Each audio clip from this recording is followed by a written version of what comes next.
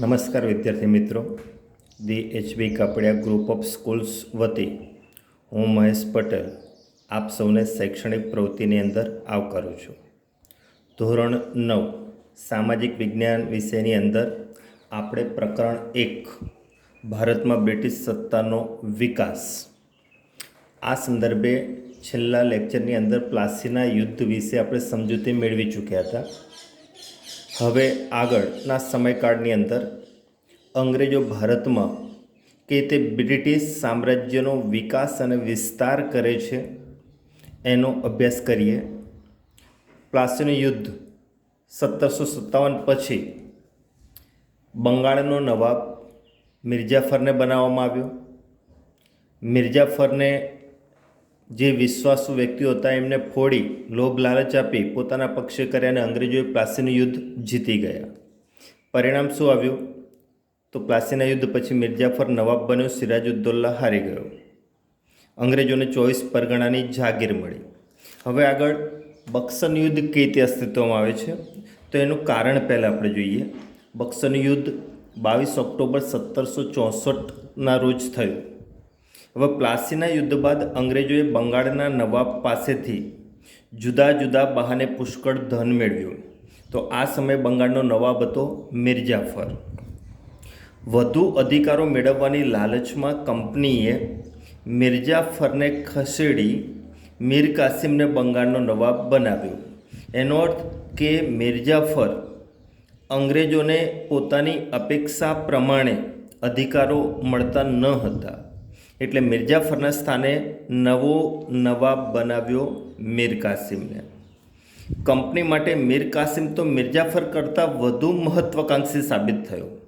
એટલે કે મિર્જાફર પાસે જે અપેક્ષા સંતોષાતી હતી એનાથી વિપરીત મીર કાસિમ પાસે કોઈ અપેક્ષા સંતોષાતી ન હતી. એટલે મીર કાસિમ વધારે મહત્વાકાંક્ષી હતો, અંગ્રેજોને ફાવટ આપવા દેતો ન હતો. હવે અંગ્રેજ કંપનીને ડર મીર કાસિમનો લાગતા કંપનીએ મીર કાસિમને સ્થાને મિર્જાફરને ફરી બંગાળનો નવાબ બનાવી દીધો. એટલે મીર કાસિમથી અંગ્રેજો ડર્યા. અંગ્રેજોને પ્રદેશથી દૂર થવું પડે એવી શક્યતા દેખાઈ. એટલે અંગ્રેજોએ મીર કાસિમને સત્તા સ્થાનેથી દૂર કરી ફરી વખત જે અગાઉ નવાબ હતો એ મિર્જાફરને સત્તા સ્થાને લાવ્યા.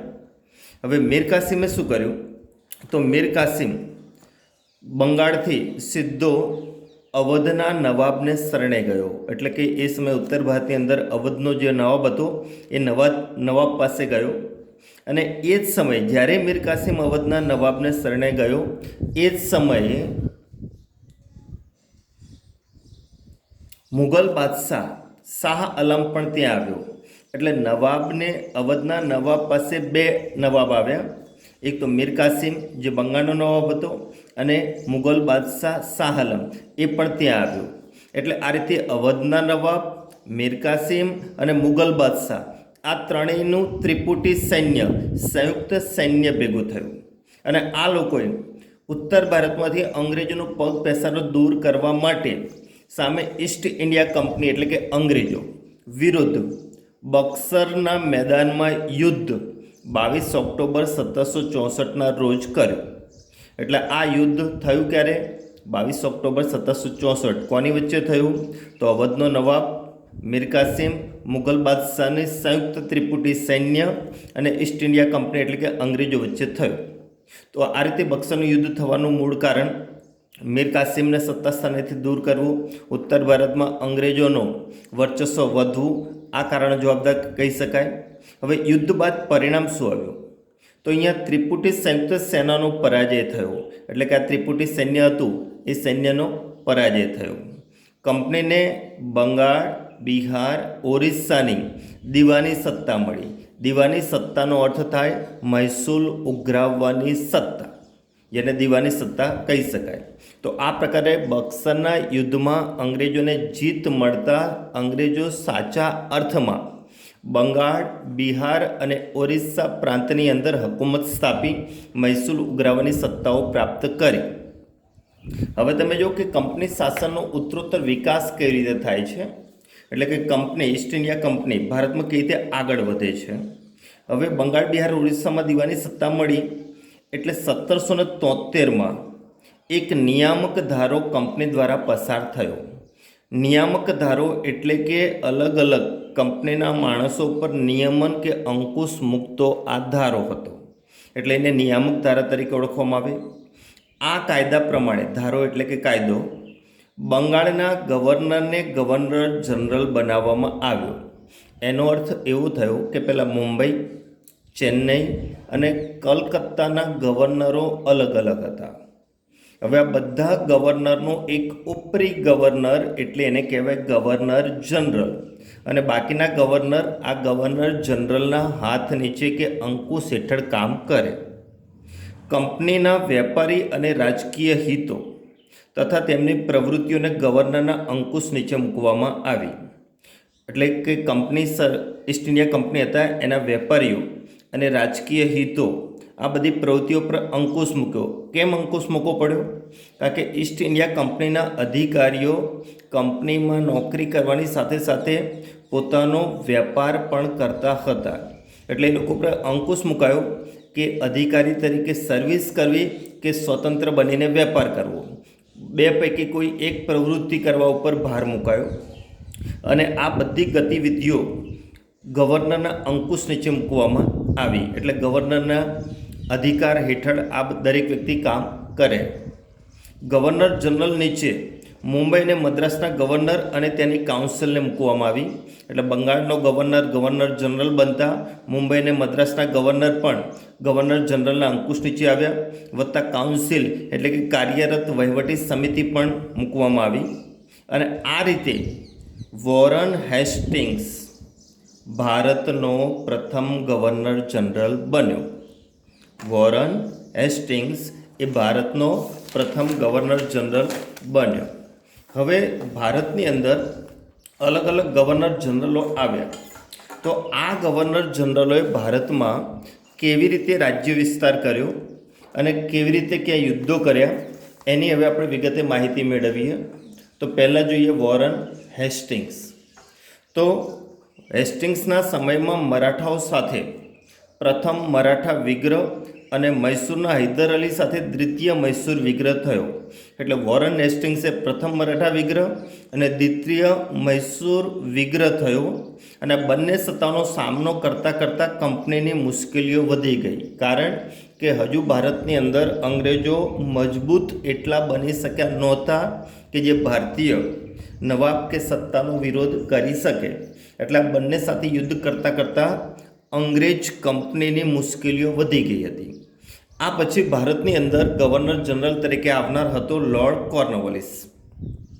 હેસ્ટિંગ્સ બાદ કોર્નવોલિસ ગવર્નર જનરલ બન્યો. હવે એના સમયકાળની અંદર મૈસૂરનો વાઘ ગણાતો ટીપુ સુલતાન, મૈસૂરના વાઘ તરીકે કોણ પ્રસિદ્ધ? ટીપુ સુલતાન. અને બીજી બાજુ અંગ્રેજોએ મરાઠા અને નિઝામને પોતાના પક્ષે કરી એક સંયુક્ત સેના ઊભી કરી. કારણ કે મૈસૂરના ટીપુ સુલતાન સામે અંગ્રેજો એકલા હાથે જીતી શકે એમ ન હતા. એટલે અંગ્રેજોએ બુદ્ધિપૂર્વક મરાઠા અને નિઝામ એક જોતા ટીપુ સુલતાનના વિરોધી હતા. એટલે વિરોધીઓને અંગ્રેજોએ પોતાના પક્ષે કર્યા, સંયુક્ત સેના ઊભી કરી અને જે વિગ્રહ થયો એને કહેવાય ત્રીજો મૈસૂર વિગ્રહ. હવે સંયુક્ત સેના સામે ટીપુ સુલતાનની હાર થતાં તેણે અંગ્રેજો સમક્ષ સંધિ સ્વીકારવાની ફરજ પડી. અને આ રીતે દક્ષિણ ભારતની અંદર પણ અંગ્રેજોનો પ્રભાવ અને સત્તા વધી. એ પછી ભારતની અંદર આવનાર ગવર્નર જનરલ હતો સર જ્હોન સોર. પણ સર જ્હોન સોર તે તટસ્થ નીતિ અપનાવી અને તટસ્થ નીતિને કારણે અંગ્રેજ કંપનીની પ્રતિષ્ઠા વધવાને બદલે ઘટી. બીજી બાજુ મરાઠાઓ વધુ શક્તિશાળી બન્યા, કારણ કે સર જ્હોન સોર કે જેને વિસ્તારવાદની વિકાસ માટે ખાસ કોઈ પ્રયત્નો કર્યા નહીં અને તટસ્થ રહીને કામ કર્યું, એટલે કોઈનો પ્રદેશ પડાવવાનો પ્રયત્ન પણ કર્યો નથી, જેને કારણે કંપનીની પ્રતિષ્ઠા ઘટી, જ્યારે બીજી બાજુ મરાઠાઓ શક્તિશાળી બન્યા. એ પછી ગવર્નર જનરલ તરીકે આવનાર મહત્ત્વનો ગવર્નર એટલે લોર્ડ વેલેસ્લી કહી શકાય. લોર્ડ વેલેસ્લીના સમયમાં ભારતમાં અંગ્રેજ કંપનીનો વધારે વિકાસ અને વિસ્તાર થયો. એને ભારતમાં કંપનીને સર્વોપરી બનાવવાની જવાબદારી આપવામાં આવી. વેલેસ્લીએ આ કંપનીને વિસ્તારવા માટે, વિકસાવવા માટે એક યોજના દાખલ કરી. આ યોજનાનું નામ હતું સહાયકારી સૈન્ય યોજના. કઈ યોજના? સહાયકારી સૈન્ય યોજના. આ યોજનાની શરતો એવી હતી, પણ આ યોજનાની શરતો કોના માટે? કે જે આ યોજના સ્વીકારે એ રાજાઓએ આ યોજનાની કેટલીક શરતો અને નીતિ નિયમોનું પાલન કરવાનું હતું.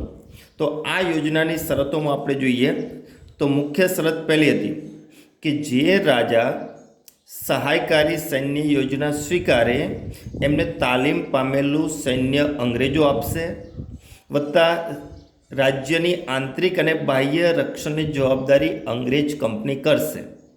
એટલે એક તો તાલીમ પામેલું સૈન્ય મળશે અને આ સૈન્ય રાજ્યની આંતરિક અને બાહ્ય રક્ષણની જવાબદારી સ્વીકારશે. એટલે રાજાઓએ રક્ષણની કોઈ સમસ્યા રહેતી નથી. રક્ષણના બદલામાં રાજ્યએ લશ્કરી ખર્ચ ભોગવવો પડશે. જો લશ્કરી ખર્ચ ન આપી શકે તો તેટલી રકમનો ઉપજાઉ જમીન પ્રદેશ આપવો પડશે. એટલે અહીંયા ઓપ્શન લશ્કરી ખર્ચ આપવાનો, જો ખર્ચ ન આપી શકે તો તેટલી રકમનો ઉપજાઉ પ્રદેશ આપવાનો. શા માટે? તો જે સૈન્ય રાજ્યના રક્ષણ માટે નિયુક્ત થયું હોય એ સૈન્યનો ખર્ચ આપવાનો છે. ત્રીજી શરત એવી હતી કે ઈસ્ટ ઇન્ડિયા કંપનીની પરવાનગી વગર સહાયકારી યોજના સ્વીકારનાર રાજ્ય અન્ય રાજ્ય સાથે યુદ્ધ કે સંધિ નહીં કરી શકે. યુદ્ધ કે સંધિ કરવા હોય તો કંપનીની પરવાનગી લેવી પડે. વત્તા દરબારમાં એક અંગ્રેજ પ્રતિનિધિ રાખવો કે જે રાજાની ગતિવિધિઓ પર નજર રાખી શકે.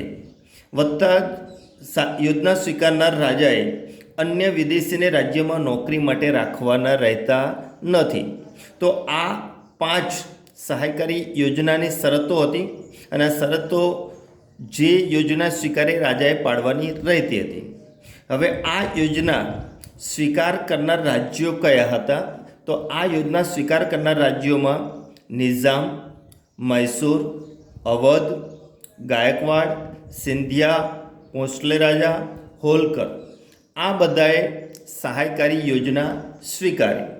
અને આ રીતે સહાયકારી યોજના સ્વીકારી પછી સહાયકારી યોજના મીઠા ઝેર સમાન સાબિત થઈ. કેવી રીતે? કારણ કે જે રાજાએ આ યોજના સ્વીકારી એને પોતાનું સૈન્ય રાખવાની જરૂર નહોતી, વત્તા સૈન્ય વધારવાની પણ જરૂર નહોતી. એટલે રાજાઓ થોડા નિષ્ક્રિય થઈ ગયા, કારણ કે રાજ્યનું રક્ષણની જવાબદારી અંગ્રેજ લશ્કરે ઉપાડી. એટલે આ 2 કારણે પોતાનું સૈન્ય એક તો રહ્યું નહીં અને અંગ્રેજ કંપનીનું સૈન્ય મજબૂત થયું. વત્તા રક્ષણના બહાને અંગ્રેજ કંપની સૈન્યની સંખ્યા અને વિસ્તાર વધારતા ગયા, કારણ કે આ સૈન્યનો ખર્ચ રાજાએ ભોગવવાનો છે. જ્યારે સૈન્ય મજબૂત બનશે કોનું? અંગ્રેજોનું. અને બીજી તરફ રાજાઓ ખર્ચ ન ભોગવી શકે તો અંગ્રેજ એ પ્રમાણે એમનો પ્રદેશ હડપ કરવા લાગ્યા. બીજું કે પરવાનગી વગર કોઈ પણ રાજ્ય કે સાથે યુદ્ધ ન કરે કે સંધિ પણ ન કરી શકે. એટલે રાજા પોતે એકલા પડવા લાગ્યા, કારણ કે પોતાનું સૈન્ય રહ્યું નહીં. બીજી બાજુ અંગ્રેજોનું સૈન્ય મજબૂત બન્યું. તો આ કારણે રાજા પોતાનું જ રક્ષણ કરવા માટે સક્ષમ રહ્યો નહોતો. એટલે આ રીતે અંગ્રેજોએ કેન પ્રકારે બુદ્ધિનો ઉપયોગ કરી રક્ષણના બહાના તળે ભારતના આવા રાજ્યોને સહાયકારી યોજના અન્વયે સમાપ્ત કરવાનો પ્રયત્ન કર્યો. એટલે આ તે સહાયકારી યોજના વાસ્તવમાં સહાય કરવા માટેની નહોતી, પણ સહાયના બહાને ભારતના રાજ્યો પર અંકુશ કેળવી પોતાનું વર્ચસ્વ સ્થાપવાની નીતિ હતી. એટલે તે સહાયકારી યોજના મીઠા ઝેર સમાન સાબિત થઈ. તો અહીંયા વિદ્યાર્થી મિત્રો સવાલની અંદર અંગ્રેજ કંપનીનો વિસ્તાર કે જેની અંદર એક પછી એક આવનાર ગવર્નરોએ કેવી રીતે રાજ્ય વિસ્તાર કર્યો એ અહીંયા ટૂંકનોંધ છે. જેમાં એક અલગથી ટૂંકનોંધ પૂછાય, લોર્ડ વેલેસ્લીની સહાયકારી યોજના સમજાવો. તો આ યોજના પણ લખવાની છે અલગથી. અને બક્સરનું યુદ્ધ એ પણ એક ઇમ્પોર્ટન્ટ ટૂંકનોંધ. એટલે અહીંયા 3 ટૂંકનોંધ તમારે લખવાની: બક્સરનું યુદ્ધ, કંપની શાસનનો વિકાસ અને વેલેસ્લીની સહાયકારી યોજના. અસ્તુ.